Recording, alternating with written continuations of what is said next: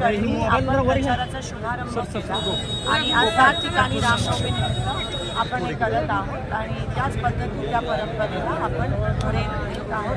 विठ्ठलाच्या चरणी प्रार्थना केली की महाराष्ट्रातल्या शेतकऱ्याचे जे संकट आहे ते लवकरात लवकर दूर कर आणि या महाराष्ट्राला संकटापासून मुक्त कर अशी प्रार्थना मी विठ्ठलाच्या चरणी केली आणि त्यासोबत मी नेहमी जेव्हा विठ्ठलाकडे येते तेव्हा माझ्या मनात कृतज्ञतेची भावना असते आणि भरून येतं मन जेव्हा विठ्ठलाचं दर्शन मिळतं आणि त्याच पद्धतीत आज देखील मन आमचं भरून आलं। आज नामदेव पायरीपाशी आपण प्रचाराचं नारळ काढून त्या ठिकाणी शुभारंभ केला।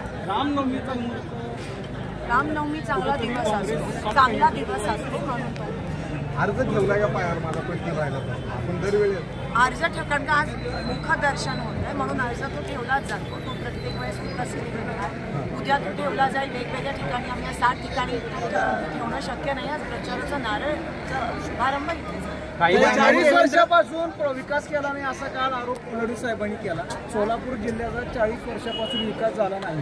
सोलापूर जिल्ह्यात 25 वर्ष त्यांच्याच खासदार होते। तरी काल देवेंद्र फडणवीस म्हणाले की ही निवडणूक सातपुतेंची नाही शिंदेची नाही तर त्यांच्याकडे आता दुसरं काहीच राहिलं नाही। नरेंद्र मोदी आणि राहुल गांधीचे असं का म्हटलं जाते? कारण का बघा मुद्द्याचं बघितलं तर सोलापुरात त्यांनी काही काम केलं नाही। त्या उमेदवाराला कोणी ओळखत नाही आणि अजूनही त्यांना वाटतं की ते फॅक्टर आहे मोदीजींचं फॅक्टर आहे आणि त्यावरच म्हणजे अजून तुम्ही लोकांना किती अपमान करणार आहात लोकांचा आणि तुम्ही अजून किती लोकांना फसवणार आहात नंतर लोक समजून चुकले आणि एक प्रकारचा रोष दिसून येतो बीजेपीच्या विरोधात लोकांमध्ये तो तुम्हाला दिसून यायचा। शरद पवार मोहिते पाटील आणि सुशीलकुमार शिंदे परत बऱ्याच वर्षांनी तिघे एकत्र आलेले काय फरक जाणवणार आहे? नक्कीच तुम्ही बघता दोन्हीकडे कार्यकर्त्यांमध्ये अमाप उत्साह आहे आणि मला असं वाटतं अकलूजकर आणि सोलापूरकर जेव्हा एकत्र येतात तेव्हा विकास नक्कीच होतो आणि आपल्या सोलापुरात मागच्या 20 वर्ष भाजपमुळे काहीच झालं नाही।